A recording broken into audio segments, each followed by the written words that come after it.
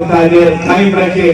اب میں نہایت ادب و احترام کے ساتھ حضرت صدر محترم اور ہمارے اس اجلاس کے مہمان محترم حضرت محتمم صاحب دامت برکاتہ کی خدمت عالی مرتبت میں گزارش کروں گا حضرت والا اپنے دین کے خطاب سے ہم سب کو مستفیض فرمائیں.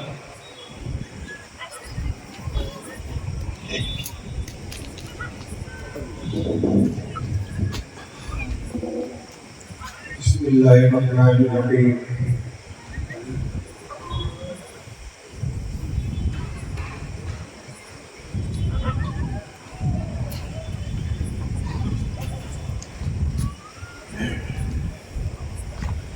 الحمد للہ نحمده ونستعینه ونستغفره ونؤمن به ونتوکل علیہ ونعوذ باللہ من شرور انفسنا ومن سیئات اعمالنا من يهده الله فلا مضل له ومن يضلل فلا هادي له ونشهد ان لا اله الا الله وحده لا شريك له ونشهد ان سيدنا ومولانا محمدا عبده ورسوله صلى الله تبارك وتعالى عليه وعلى آله وصحبه وبارك وسلم تسليما كثيرا كثيرا.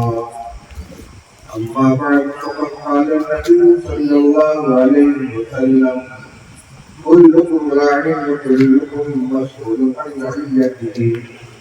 وقال عليه الصلاة والسلام العلماء ورثة الأنبياء وإن الأنبياء لم يورثوا دينارا ولا درهما وإنما ورثوا العلم فمن أخذه أخذ بحظ وافر.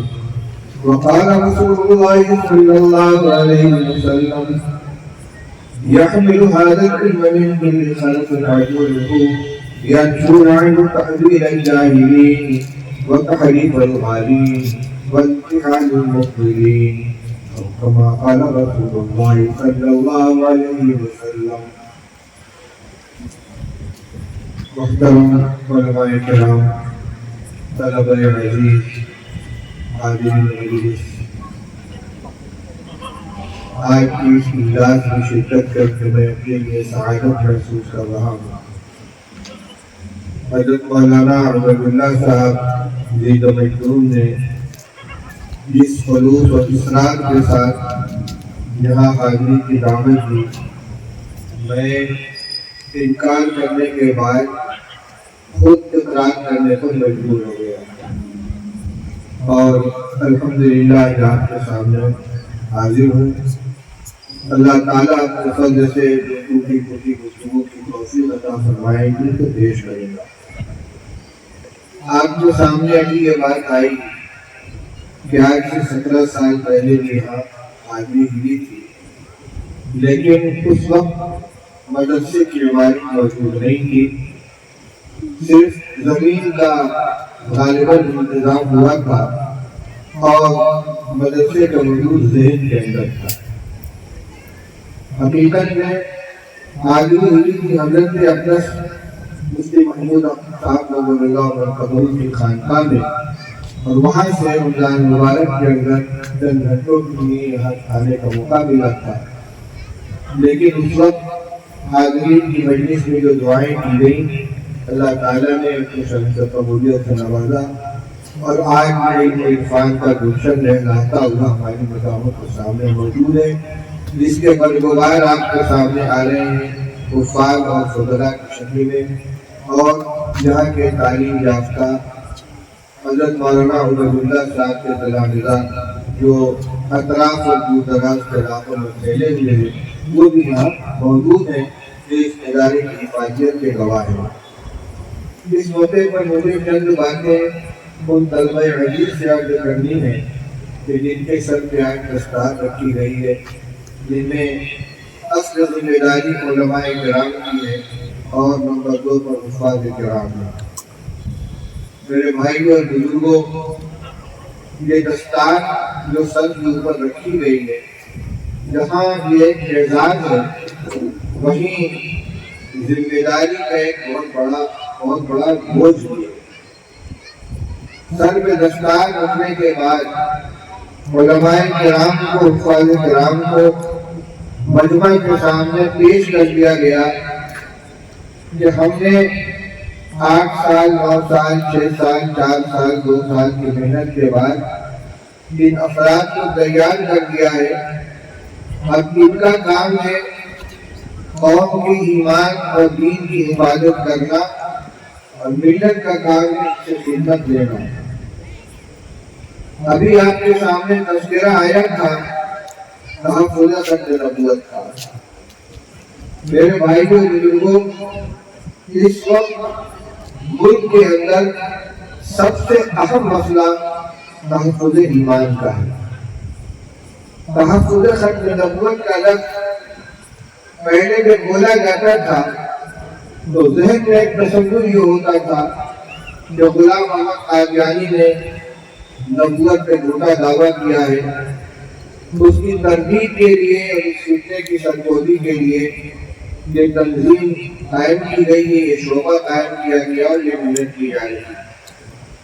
لیکن نبی کریم صلی اللہ علیہ وسلم نے جو ارشاد فرمایا تھا سَتَكُونُ فِتَنٌ كَقِطْعِ اللَّيْلِ الْمُظْلِمِ، یعنی قریب بہت سے فتنے آئیں گے جس طرح تاریخ رات کے ٹکڑے ہوتے ہیں، اسی فتنے کی پیشین گوئی کا ظہور مختلف شکلوں کے اندر ہو رہا ہے. مدعیان نبوت جھوٹے رسول پاک صلی اللہ علیہ وسلم کے عہد سے ہی شروع ہو گئے تھے.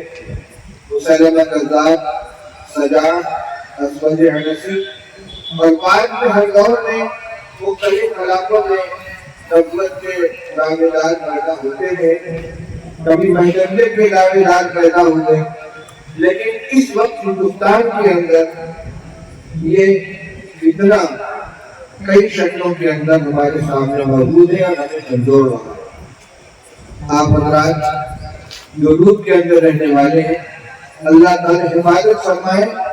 ابھی اس علاقے میں فتنہ نہیں پہنچا ہے، لیکن دہلی، مہاراشٹر اور بہار کے اندر اور یو پی میں شکیل بن حنیف کا فتنہ شکیلیت بہت زور پکڑے ہوئے، جس نے بیک وقت مہدویت اور عیسائی اور مسیحیت کا دعویٰ کیا ہے، اور اس کے عقائد اتنے خطرناک ہیں کہ دارالعلوم دیوبند کے دارالاسلام اور خود کے دیگر مستند علماء نے مفتیان کرام نے ان کی تکفیر کا فیصلہ کر دیا. قادیان نے ایک جانا پہچانا فتنہ تھا. ان کی سرگرمیاں اس طریقے سے چلتی تھی کہ کسی پسماندہ علاقے میں جا کر کوئی معلم رکھ دیا، مکتب قائم کر دیا، مسجد کے اندر کوئی امام رکھ دیا، وہ آہستہ آہستہ تعلیم کے ذریعے بچوں کے ذہن کو خراب کرتا تھا. لیکن یہ جو شکیلیت کا فتنہ ہے، اس کے جو مبلغین ہیں، اس کے جو محرکین ہیں، وہ آپ کو بہت دیندار نظر آئیں گے. ہمارے آپ جیسے ٹوپی کرتے پیجامے کے اندر داڑھی رکھتے ہوئے مسجد کے اندر سب افضل میں تکبیرانہ نماز ادا کرنے والے، جماعت میں اچھا خاصا وقت لگانے والے اور ظاہری وجہ کرتا کہ نماز میں انتہائی دیندار، وہ ایسے لوگوں کے کندھے پر ہاتھ رکھتے ہیں جن کے اندر دینی شوق اور ذوق محسوس ہوتا ہے. کھانا پوچھی کرتے کرتے ان کو باور کراتے ہیں کہ حضرت مہدی کا ظہور ہو چکا ہے اور اورنگ آباد میں ان کا مستقل ہے، اور پھر واسطہ در واسطہ اور آخری میں براہ راست بیعت کرا دیتے ہیں. یہ فتنہ بہت تیزی کے ساتھ پھیل رہا ہے. اسی طرح حیدرآباد کے علاقے میں فیاض دیندار کے نام، فیاض فکر کے نام سے ایک فتنہ ہے جو دعا تعلیم اور عملیات کے راستے سے لوگوں کو گمراہ کرتا ہے. بنگلور اور حیدرآباد کے علاقے میں صدیق دیندار، انجمن دیندار، جو بشیشور کے نام کا فتنہ ہے. اور الگ الگ علاقوں میں یہ فتنے الگ الگ عنوانات سے آ رہے ہیں. میں کہنا یہ چاہتا ہوں کہ اب تحفظ ختم نبوت صرف قادیانیت کی تنقید کے لیے اور مرزا غلام احمد قادیانی غلط کرنے کے لیے نہیں، بلکہ یہ تحفظ ایمان کی ایک تحریک بن گئی ہے. آپ اگر حالات سے باخبر ہیں تو انتہائی شرم کی بات ہے کہ ملک کے مختلف حصوں میں ہماری مسلمان بچیاں غیر مسلموں کے ساتھ تعلقات قائم کر رہی ہیں، شادیوں کے نام پر، دوستی کے نام پر، اور علن اعلان وہ ان کے ساتھ جا رہی ہیں۔ کہیں کورٹ میرج ہو رہا ہے، کہیں مسجدوں میں نکاح ہو رہا ہے، کہیں بغیر نکاح کے ساتھ رہ رہے ہیں، اور یہ تعداد روز بروز بڑھتی چلی جا رہی ہے۔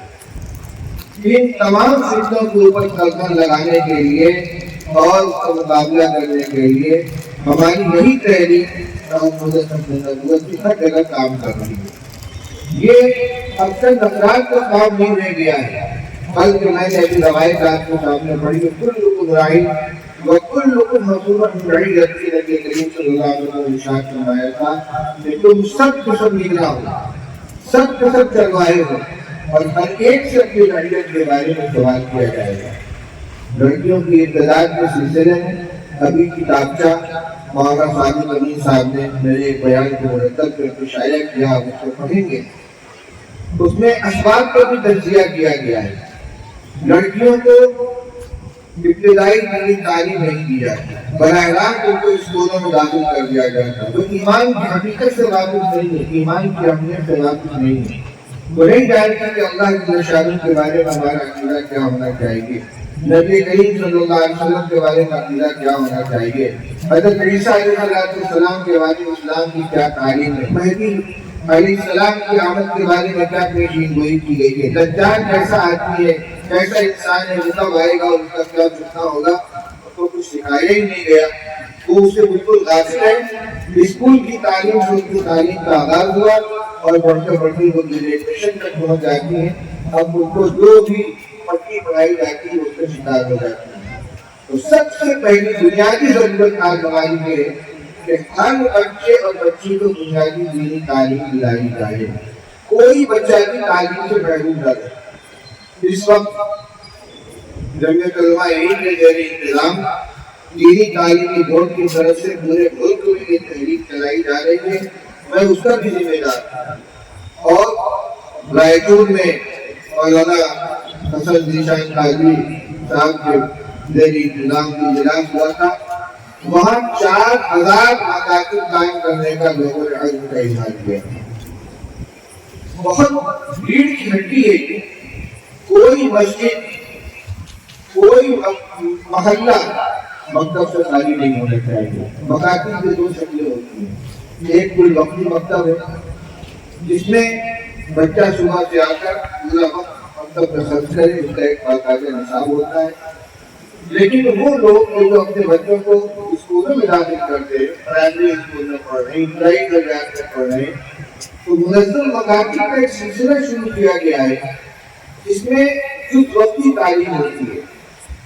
ہر بچہ اپنے خالی وقت میں 1 گھنٹہ یا 2 گھنٹہ مکتب کے اندر دیتا ہے، اور اس کے کچھ ضابطے بنائے گئے کہ طریقہ تعلیم تجربے سے مرتب کیا گیا ہے، جس کا الحمدللہ بہت فائدہ ہو رہا ہے۔ اجتماعی تعلیم ہوتی ہے، یعنی ایک ایک بچے کو لے کر استاد الگ الگ نہیں بیٹھتا، بلکہ 30 بچے اگر ہیں تو ان سے سب ایک ساتھ کہلوایا جاتا ہے، الحمدللہ رب العالمین، تو سارے بچے ایک ساتھ پڑھیں گے، لا الہ الا اللہ محمد رسول اللہ، سارے بچے ایک ساتھ پڑھیں گے۔ تو جو وقت 20 بچوں پر تقسیم ہوتا تھا، وہ سارا وقت ان 20 بچوں پر ایک ساتھ لگ جاتا ہے، اور 1 گھنٹے سے الحمدللہ ان کا کلمہ بھی سیکھ لیتے ہیں، قرآن کی آیتیں بھی سیکھ لیتے ہیں، سورتیں بھی یاد کر لیتے ہیں، دنیا کے عقائد بھی ان کو معلوم ہو جاتے ہیں۔ اور جو اسی کے ساتھ ساتھ تعلیم بالغہ کی تحریک چلائی جا رہی ہے کہ جو بچے اسکولوں کی تعلیم سے آگے نکل چکے ہیں، اب وہ کہیں پڑھ نہیں رہے یا انہوں نے سرے سے تعلیم حاصل بھی نہیں کی ہے، ان کے لیے تعلیم بالغہ کا انتظام کیا جائے۔ جو اہل مدارس ہیں جن کو اللہ تعالیٰ نے وسعت دی ہے، وہ ایک استاد اپنے یہاں متعین کر دیں، باقاعدہ تشکیل کر کے، دعوت دے کر، کش کر کے پتہ چلا کہ کون کون نوجوان ایسے جن کو قرآن نہیں پڑھا ہے، جن کو کلمہ نہیں آتا، جن کو نماز نہیں آتی، ان کی تشکیل کر کے ان کو مدرسے میں سے بلایا گیا، اور ان کے بعد کا وقت ہو عشاء کی بات کا وقت ہو، دوپہر کے وقفے کا وقت ہو، ان کو بلا کے ان کو سکھایا جائے۔ ایسے ہی گھروں کے دینی کتاب پڑھ کر ایمان کی اور عقیدے کی جو صحت کے لیے جن چیزوں کی جانکاری ضروری ہے ان کی تعلیم گھر کے اندر عورتوں اور بچوں کو دی جائے۔ ایک یہ بہت ضروری ہے۔ دوسری بات، میں نہیں جانتا اس علاقے کا ماحول کیا ہے، لیکن بہت سی جگہوں پر بچیوں کی تعلیم کا اور اسکولی تعلیم کا بڑا شوق ہے۔ بچوں کی تعلیم اگر 37% ہے تو بچوں کی تعلیم 67% ہے۔ ان کو گریجویشن کراتے ہیں، اسکولوں کالجوں میں داخل کرتے ہیں، گریجویٹ بناتے ہیں۔ منع نہیں، علماء کرام جدید تعلیم کے خلاف نہیں، لیکن یہ ضرور ہے کہ ان کی ایمان کی حفاظت ہو۔ اگر کسی بچی کو آپ کو تعلیم دلانی ہے، اپنا اسکول قائم کریں، اپنے مینجمنٹ والے اسکول میں ان کو داخل کریں، ان کے پردے کا لحاظ کریں، یہ دیکھیں کہ ان کا اٹھنا بیٹھنا کس کے ساتھ، ان کے تعلقات کس کے ساتھ ہیں۔ ان کو بڑا موبائل ہرگز نہ دیں کہ موبائل پر چیک کریں کہ کس سے ان کا رابطہ ہے، کہاں ان کا آنا جانا ہے۔ اپنی سہیلی کے نام پر اور تعلیمی فنکشن کے نام پر وہ کہیں کسی غلط روی کا شکار تو نہیں ہو رہی ہے۔ ایسے ہی لالچ دے کر یہ بچوں اور بچیوں کو غلط راستے پر ڈالا جاتا ہے۔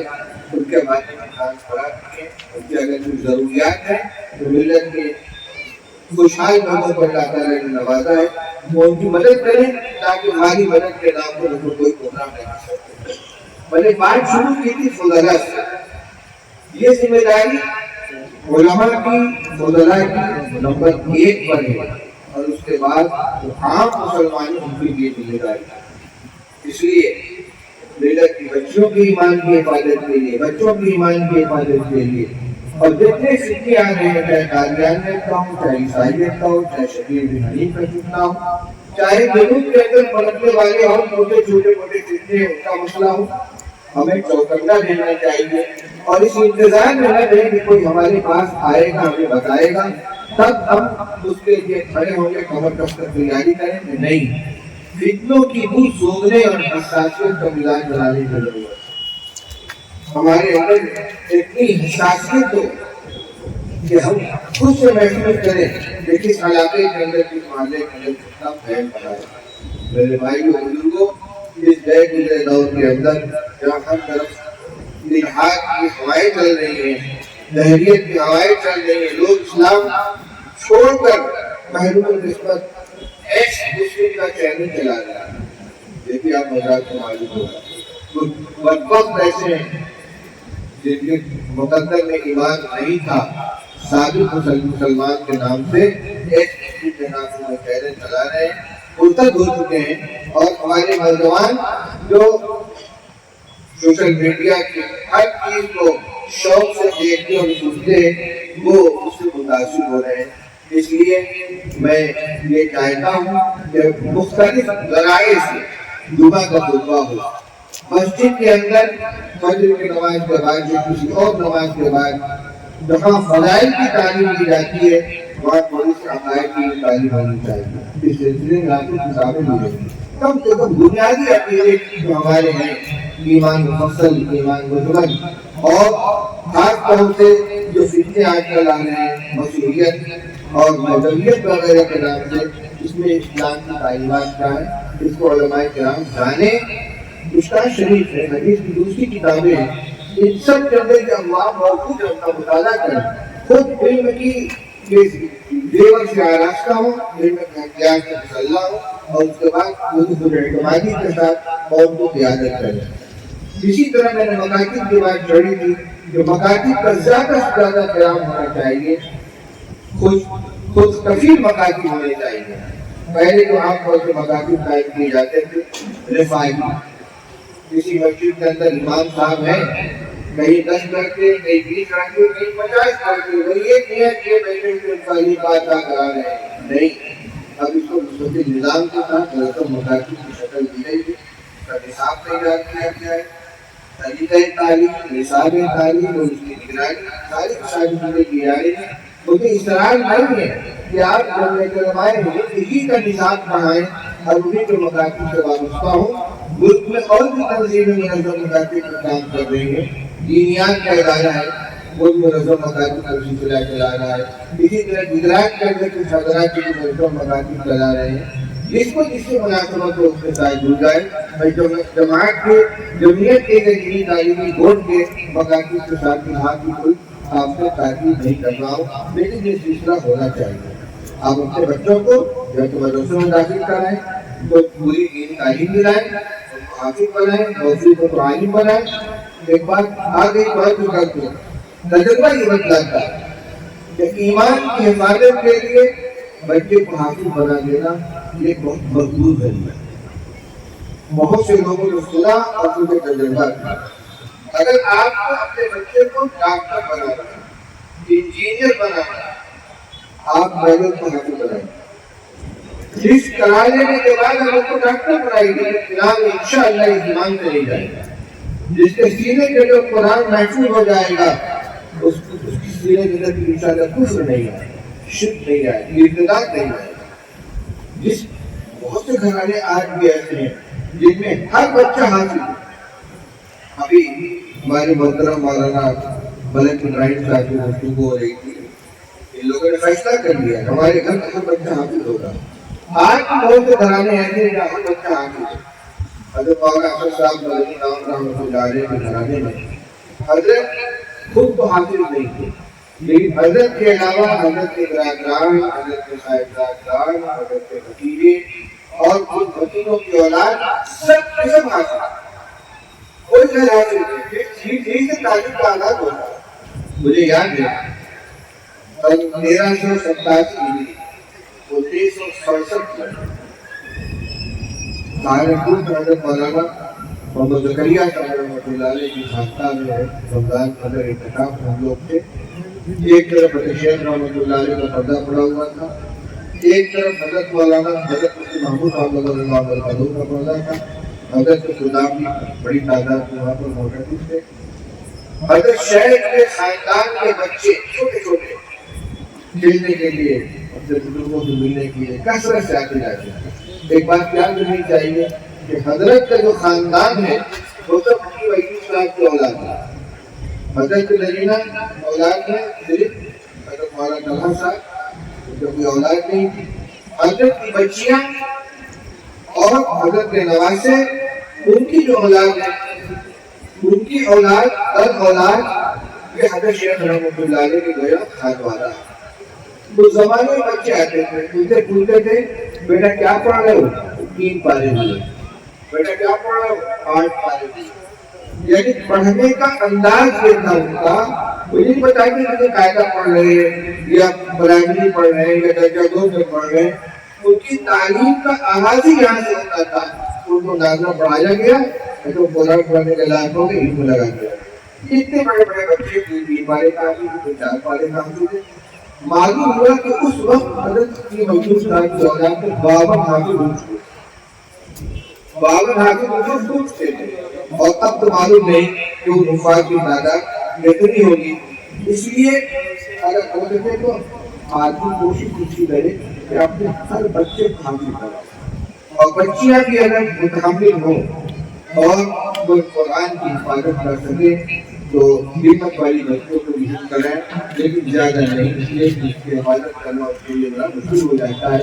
اگر یہ نہ کر سکے تو جو مشہور صورتیں سورہ یاسین ہے، سورہ ملک ہے، سورہ واقعہ ہے، سورہ رحمان ہے، سورہ اسلامی سجدہ ہے اور 30واں پارہ ہے، ان صورتوں کو یاد کرائے بچوں کو. اس لیے حافظ بنا دیں.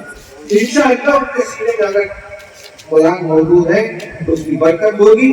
پھر اپنے بچوں کے لیے بہترین تربیت دیں، بچوں کی صحیح تربیت کریں. تو میرے عزیز فضلاء اور فاضل کرام، آپ کو سب کے آگے دستار رکھ کر اظہار اعتماد کیا گیا ہے. آپ کو ایک بہت بڑی ذمہ داری سونپی گئی ہے. روزی دینے والا اللہ ہے. آپ نے جو تعلیم حاصل کی ہے یہ تعلیم کسب معاش کے لیے نہیں ہے، یہ صرف دین کی خدمت کے لیے. وہ ضرورت کی نیت ہونی چاہیے جب اللہ کی دین کی خدمت کریں گے اللہ ہماری پالن کرے گا. اور اللہ کا رابطہ ہے اور یہی اللہ کی سنت ہے ایک جو آئے کہ جو لوگ تن من سے اللہ کے دین کی خدمت میں لگ جاتے ہیں چاہے کسی بھی لائن سے اللہ تعالیٰ ان کو سہارا نہیں چھوڑتے. اس لیے آپ عالم بنے ہو عابد بنے ہو دین کی خدمت کو اپنا مشن بنائیں اپنا مسئلہ بنائیں تو یہ نیت کریں. دوسری بات مولانا عبید اللہ صاحب اپنے گفتگو کے دوران ایک بات کی کہ مجھے درجہ چہاروں سے لے کر دورے تک تعلیم دیوبند میں پڑھنے کا موقع ملا. اسی کی وجہ سے میرے اندر مسلک پر تسلط آیا. آپ نے بابا غنی نے اس کو سن لیا ہوگا کیونکہ میں نے اور سے اس کو سنا. یہ دارالعلوم دیوبند اور مسلک دیوبند سے وابستہ مدارس وہاں کے فضلاء کے ذریعے قائم ہوئے مدارس کی خصوصیت ہے کہ اساتذہ تعلیم کے ساتھ طلبہ کی تربیت پر بھی خاص توجہ فرماتے ہیں. ان کے مزاج کو بناتے ہیں اور سنت اور شریعت کا ان کا مزاج ایسا بنا دیتے ہیں کہ پھر کوئی غلط چیز ان کا دل و دماغ قبول ہی نہیں کرتا. مسلک کے سلسلے میں تسلط کا مطلب تعصب نہیں ہے بلکہ اپنی جگہ پر مقتدی کہ ہر کچی پکی چیز کو قبول کرنے کی زندگی نہیں.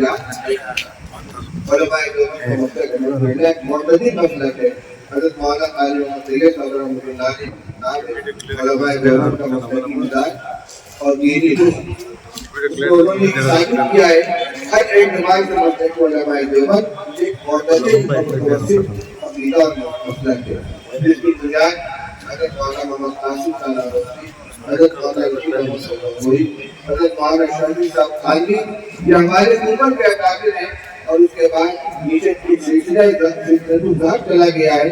ان حضرات نے جو مسلک مشرق اختیار کیا ہے جس میں توحید خالص، اتباع سنت، خدمت صحابہ یہ تین چیزیں بڑی اہمیت رکھتی ہیں. توحید کے اندر کسی طرح کا سمجھوتا نہیں. سنت کا اتباع مکمل کیا جائے گا. سنت کے خلاف بدعت کو قبول کرنے کے لیے تیار. صحابہ کرام رضی اللہ تعالیٰ عنہ کا مقام و منصب شریعت کو متعین کیا، اس کا معیار قرار دیا ہے. ان کو تنقید سے بالا تر اور دلائل کے سلسلے میں معیار قرار دیا ہے. اس کے اندر کسی طرح کا تزلزل نہیں ہے. پھر یہ صرف ظاہری علوم پر اکتفا نہیں کرتے بلکہ اصلاح باطن کے لیے جو جیسا کہ نبی سے جبریل میں ایمان اور اسلام کے بعد احسان کے بارے میں جبریل علیہ السلام نے سوال کیا احسان کیا ہے. رسول اللہ صلی اللہ علیہ وسلم نے فرمایا اتعبد اللہ کانک تراہ فإن لم تکن تراہ فإنہ یراک. تو ہمارے مطابق کہتے اختیار ہے کہ وہ علوم ظاہری کے پہاڑ اور سمندر ہونے کے ساتھ ساتھ علوم باطنی اور معرفت کے بھی وہ پہلے بہتر ہے. انہوں نے لاکھوں لوگوں کے اصلاح فرمائی ہے. ان کے عقیدوں کو درست کیا، ان کا تعلق اللہ جوڑا اور ہر ایک اپنے جگہ پر ماشاء اللہ ایک روشن چراغ اور روشن مینار بن کر چمکا. تو یہ مزاج ہمارے فضلاء کا بھی ہونا چاہیے اور ایسے علاقے میں جا کر کام کرنے کی کوشش کریں کہ جہاں کوئی چراغ روشن کرنے والا نہیں. آپ دیکھیں بڑے بڑے ادارے ایک ایک فرد نے قائم کیے. حضرت مولانا عبدالحلیم صاحب نے جونپور کے قصبے میں پانی کلام میں مدرسہ قائم کیا. ضیاء العلوم وہاں کے لوگوں میں اتفاق نہیں ہوتا تھا. روڈ کے اوپر آ کر مدرسہ ریاضی علوم قائم کیا. برینی کا مدرسہ ہے کہ مرکزی ادارہ. حضرت مولانا قاری سرجیت احمد صاحب بازی رحمۃ اللہ علیہ جن سے ہم لوگ واقف ہیں. باندھا کا علاقہ انتہائی پسماندہ علاقہ جنگلی علاقہ مولانا اگر چاہتے بے صلاحیت کے ترین عالم ہر فن مولانا لیکن انہوں نے کسی بڑے مدرسے کے اندر جا کر شیخ الحدیث بننے کو ترجیح نہیں دیا بلکہ اس جنگلی علاقے کے اندر ہتھوڑا میں مکتب کی بنیاد رکھی جو آہستہ آہستہ ایک بڑا ادارہ بنا اور لاکھوں لوگوں کو اس کے ذریعے نئے. ہمارے محمود صاحب رضی اللہ عنہ کے متوسلین میں مولانا نور اللہ صاحب رائے کوٹی کے برادری یہاں بیٹھے ہوئے ہیں. حضرت مولانا احمد اللہ صاحب کشمیری، حضرت مولانا مفتی محمد فاروق صاحب بیٹھی ایک ایک فرد نے ایک ایک ادارہ قائم کیا ہے اور وہ برکتی ادارہ بن گیا. معلوم ہے کہ آج کے مظاہرے کے اندر اور مستقبل کا مفتی فاروق مولانا رحمۃ اللہ علیہ بننے والا ہے. ہر وقت حوصلہ رکھنا چاہیے. ایسے علاقے کو منتخب کریں کہ جہاں کوئی دوسرے نہیں ہے، کوئی عالم نہیں ہے. آخری بات کے سلسلے میں طلبا سے یہ کہنی ہے کہ آپ کہیں بھی رہیں اپنے اساتذہ سے اپنے بزرگوں سے رابطہ رکھیں. یہ بہت بنیادی چیز ہے. خود مستقل بننے کی کوشش نہ کریں. اپنے اساتذہ سے رابطہ رکھیں. آپ کتنے بھی بڑے ہو جائیں گے لیکن اپنے اساتذہ کے باہر آپ محتاج رہیں گے. ان سے آپ کو دعائیں ملیں گی، ان سے آپ کو مشورے ملیں گے. آپ محسوس کریں گے کہ ہمارے سر کو کسی کا سایہ ہے. ابھی میں نے نام لیا تھا مولانا عبد الحمید صاحب گلینی بنارس کا رہنے والا ہوں. گلینی وہاں سے تقریباً 50 کلومیٹر ہوگا. مولانا ایک مرتبہ تشریف لائے. میرے اساتذہ کو اکٹھا کیا، کچھ نصیحت سنوائی. میں صرف ایک نصیحت کرتا ہوں، مستقل بننے کی کوشش کرتا ہوں. ہمیشہ اپنے کو کسی بڑے کے بات آتے مشورہ کرنا، دعائیں دینا، ان کا سایہ تمہارے سر پر رہے گا انشاءاللہ. کامیاب جن نے سب لوگ ہم تو بڑے مولانا بن گئے، حضرت ہو گئے، ہمارے پاس کپڑی رکھی گئی، دستان دے دیا گیا، سڑک دے دی گئی، ہمارے اعلان کر دیا کہ ہمیں محتاج نہیں. سمجھنے بڑی دن آپ کی ناکامی کا معلوم ہوگا. اس لیے میں دعا دیتا ہوں نوجوانوں کو، اللہ تعالیٰ ان سے کام لے کہ اپنے ادارے کو اور جہاں جہاں انہوں نے تعلیم حاصل کی ہر جگہ کے اساتذہ کو اپنا سربراہ جا کے ان سے تعلیم رکھیں اور خدمت کی لائن تلاش کریں. دیکھیں کہاں کس چیز کی ضرورت ہے. ہر شخص بخاری اور مسلم پڑھائے ضروری نہیں ہے. مکتب کی تعلیم بنیادی تعلیم ہے.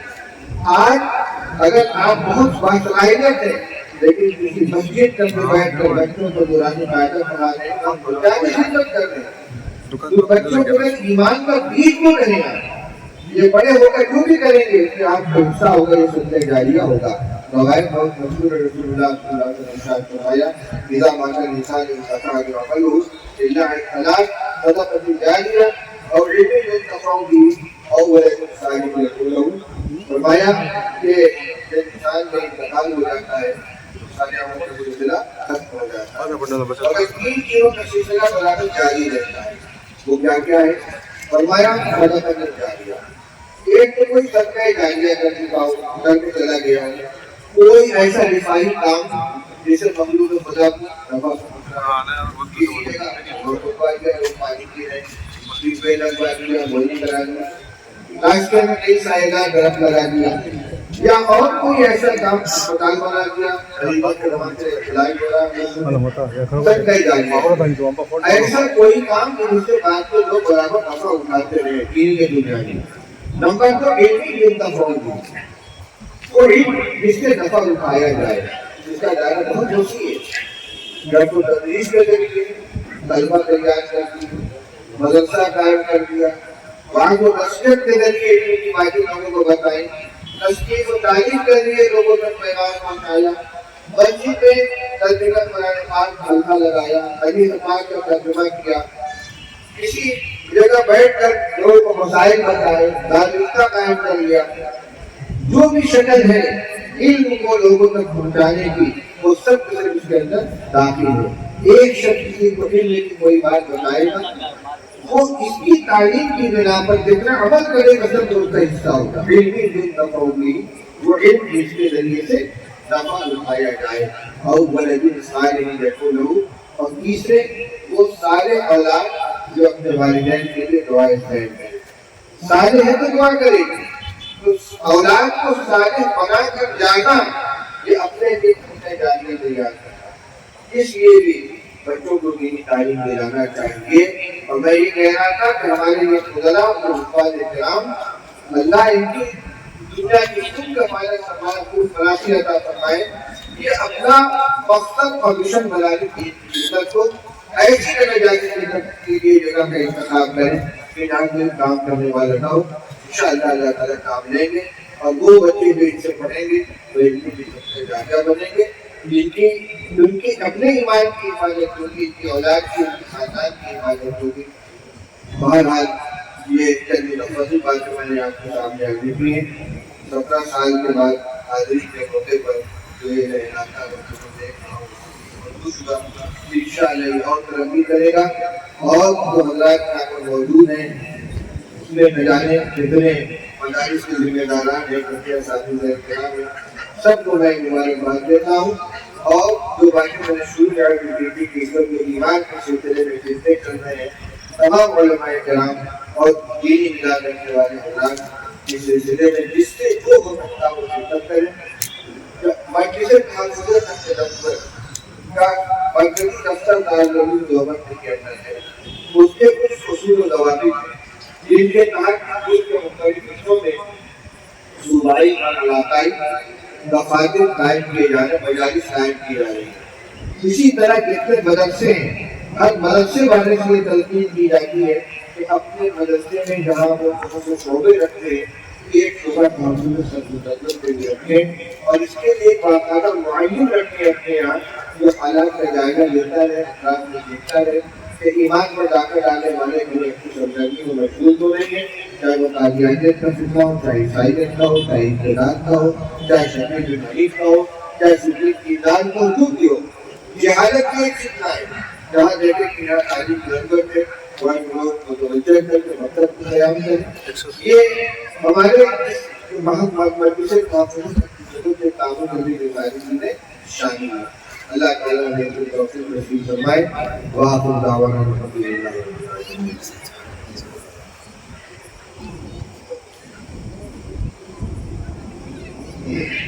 جزاک اللہ خیر و احسن الجزا۔ اللہ تعالیٰ حضرت والوں کو رضا خیر عطا فرمائے۔ حضرت والا نے بہت ہی مختصر وقت میں بہت ہی قیمتی باتیں اور عالی نصیحتیں ہم کو کی ہیں۔ ہم طلباء اس بات کا عہد کرتے ہیں انشاءاللہ حضرت والا کی نصیحتوں پر عمل کریں گے۔ اب ہم آپ حضرات کی خدمت میں کلمات تشکر پیش کرنے کے لیے جامعہ ہاضہ کے استاد حضرت مولانا مفتی سعد احمد صاحب سے درخواست کرتے ہیں اور آئیں اور ہمیں تشکر پیش کریں۔